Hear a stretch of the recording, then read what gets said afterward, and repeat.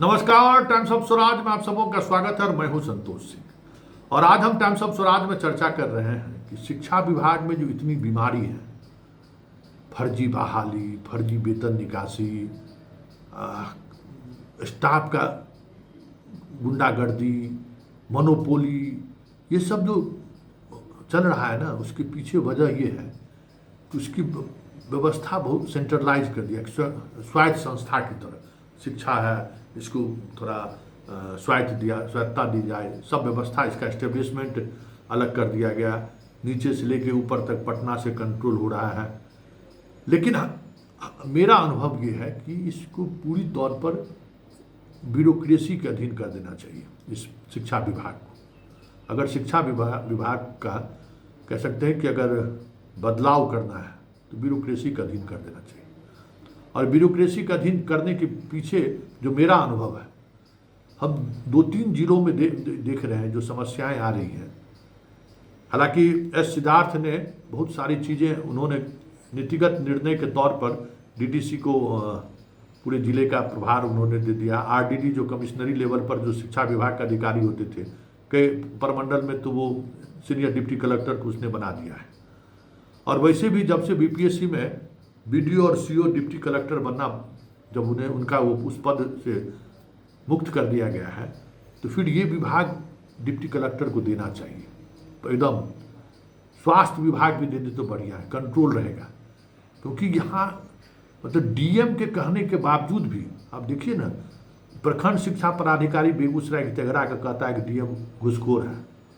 अब बताइए, ये दुस्साहस इसलिए ना है कि डायरेक्ट कंट्रोल में नहीं है।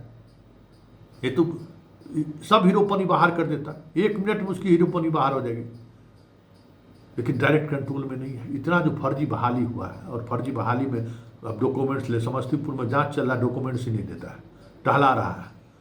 कई जिले में जो है ये स्थिति है।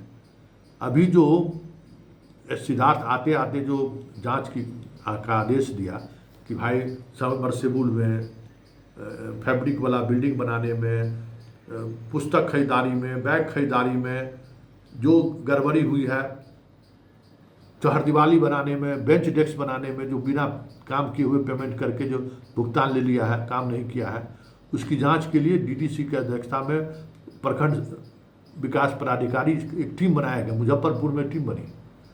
मतलब 10 दिन तक विभाग फाइल मांगता रह गया, उसको घुमाते रहा। मतलब पूरी टीम को इतना समझ जाइए, क्योंकि डायरेक्ट आप उस पर कोई कार्रवाई कर नहीं सकते हैं। और आपके किसी ऐसे पत्र का जो जवाब वो देता था, इस तरीके से जवाब देता था कि आप ढूंढते रह जाइए। कैसे एजेंसी नियुक्त हुआ, तो फाइल वीडियो कॉन्फ्रेंसिंग का रेफरेंस देते हुए कह दिया कि ऊपरे से नियुक्त हुआ, हम लोग कोई नहीं जानते हैं कैसे आया, क्या आया, नहीं आया। मतलब पूरी जांच प्रक्रिया कह सकते हैं कि आधार में लटक गया। उसी तरीके से फर्जी बहाली की बात करिए। फर्जी शिक्षक बहाली वाले में जिस जिले में वहाँ के डीएम ने जांच कमेटी गठित की, उसको ये लोग सहयोग नहीं कर रहे। और सहयोग ही नहीं कर रहे हैं, डॉक्यूमेंट्स ही नहीं देते हैं। जब कभी भी ये लोग डॉक्यूमेंट्स मांगते हैं, डॉक्यूमेंट्स लेकर के, एक डॉक्यूमेंट्स चाहिए तो पूरा फाइल भेज देगा। अब लिखते रहिए, फाइल को घूंटते रहिए, फाइल पढ़ते रहिए, फाइल को पढ़ाते रहिए, देखते रहिए, आप खोज नहीं सकते। कई जिलों में जो शिक्षा विभाग में जो भ्रष्टाचार व्याप्त है, उसकी वजह कहीं न कहीं ये है, और कहीं न कहीं किसी न किसी रूप में एक वजह ये भी है कि शिक्षा विभाग के जो कर्मचारी अधिकारी हैं, उन पर डिस्ट्रिक्ट एडमिनिस्ट्रेशन का कोई पकड़ नहीं है, सीधे तौर पर कोई पकड़ नहीं है। उसके खिलाफ कोई कंप्लेन भी आया, कोई शिकायत भी दर्ज हुआ जो आप जांच के लिए, तो वो सिर्फ संबंधित अधिकारियों को जांच का आदेश दे सकते हैं, कोई जबरन नहीं कर सकते हैं। याद करिए ना, अगर नियोजन इकाई का अगर प्रमुख अगर वीडियो होता, सीधे तौर पर जिम्मेवारी होती, तो मुखिया की मनमानी चल जाती क्या? कंट्रोलिंग अफसर अगर डीएम होते तो मनमानी चल जाता क्या? क्योंकि वो उनकी जिम्मेवारी है, और वो गलत करेंगे तो कभी भी किसी भी समय पकड़े जा सकते हैं। और वो इस तरीके से फाइल पॉकेट में लेके नहीं रख सकते हैं, या आवेदन के लेके मुखिया जी पॉकेट में लेके घूम रहे थे, वो कभी डीएम और बीडीओ कार्यालय में ये नहीं हो सकता था। पूरी पारदर्शिता के साथ फाइल होता है, एक एक फाइल आप देखिए ना, नहीं मिल रहा है। पंचायत सचिव के दी में था, सब कुछ गुम हो गया। वो इन्वॉल्वमेंट उस समय में शिक्षा विभाग को जिम्मेवारी दी जाती कि सबको फाइलिंग कीजिए, सब यहाँ पर आपका फॉर्म भराएगा, काउंसलिंग के समय में ये सारे अधिकारी इसके साथ रहेंगे। पंचायत सचिव और मुखिया को छोड़ दिए नीतीश बाबू को, तो कुल स्कॉर्पियो बोलेरो खरीद के पूरा चीज़ बेच दिया। तो अभी भी जो परेशानी, अभी भी बीपीएससी में नियोजित शिक्षकों में जो इतना बड़ा फर्जी बहाली हुआ है, इस तरीके से वेतन, अवैध वेतन निकल रहा है। आप बताइए, जिसको निगरानी निकाल दिया, निगरानी एफआईआर दर्ज कर दिया, जेल चला गया, डिसमिस हो गया, जो मान लीजिए रिजाइन दे दिया, किसी न किसी तरीके से फिर बहाल हो गया। ये इसलिए ना कि डिस्ट्रिक्ट एडमिनिस्ट्रेशन का डायरेक्ट कंट्रोल नहीं है, मतलब ब्यूरोक्रेसी का डायरेक्ट कंट्रोल नहीं है। अपने मर्जी बनाया गया, हर जिला में बनाया गया प्राधिकार। प्राधिकार क्या किया सबको पता है। प्राधिकार बनाया गया कि जिन उम्मीदवारों के खिलाफ बेईमानी हुई है, अनजस्टिस हुआ है, उसको न्याय देने। क्या किया प्राधिकार? सब फर्जिए को बहाल कर दिया। जो बेचारा ओरिजिनल था वो कहीं आया नहीं। जो फॉर्म भी नहीं भरा, शिक्षक बहाली का फॉर्म भी नहीं भरा, उसको भी प्राधिकार जो है सो वाइटनर लगा के बना दिया सबको मास्टर। करोड़ों कमा लिया रिटायर्ड जज सब। क्या कीजिएगा? ये सारी चीज़ें इसलिए हो रही हैं कि वो नियंत्रण में नहीं है, कोई व्यवस्था नहीं है। सबको आप एक नोडल पदाधिकारी हो जाए अनुमंडल लेवल पर और जिला लेवल पर, जैसे अन्य विभागों का है। देख लीजिए गुंडागर्दी। स्वास्थ्य और एजुकेशन का यह अराजक स्थिति क्यों है कि कोई नॉर्म्स नहीं है, कोई नियम कानून। जो चीफ सेक्रेटरी, जो सेक्रेटरी आया, प्रधान सचिव अपना नियम बना देता है, पुराना नियम खत्म। ऐसे भी कई विभाग चलता है।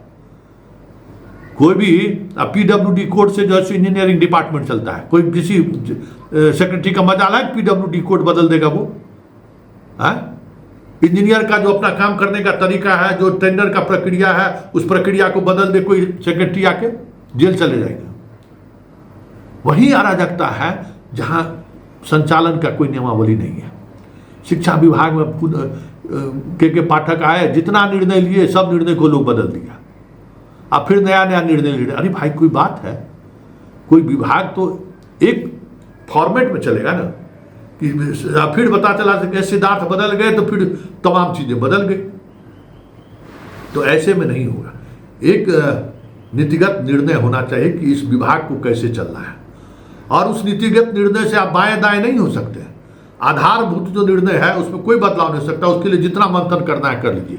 एजुकेशन डिपार्टमेंट जिला प्रशासन का अधीन होगा, वो चेन में वो शामिल होगा। उसके सारे अधिकारी का ड्राइंग डिस्पर्सिंग अफसर भले शिक्षा विभाग के पदाधिकारी हो, बाकी जितने भी तरह का अनुशासनात्मक कार्रवाई हो, जितना भी हो, और वहाँ का कर्मचारी, शिक्षा विभाग का कर्मचारी, ब्लॉक में भी पोस्टिंग हो, ब्लॉक का कर्मचारी शिक्षा विभाग में, मतलब ये जो थर्ड ग्रेड का जितना कर्मचारी है वो किसी एक डिपार्टमेंट में नहीं रही, सारा जगह ट्रांसफर। डीएम उसकी स्थापना का हेड हो। शिक्षा हर 3 साल पर विभाग बदलता रहे, शिक्षा, पीडब्ल्यूडी, सब जितना है सब जगह जाते रहे। सब तरह का मतलब एकदम इस तरीके से ट्रेन रहे कि किसी भी विभाग में चला जाए तो अपना वो काम कर ले, समझ जाए। तो ये जो क्लर्कियल लेवल पर जो भ्रष्टाचार है ना, वो भ्रष्टाचार पर जबरदस्त अंकुश लगे, क्योंकि असली भ्रष्टाचार का जननी वही है।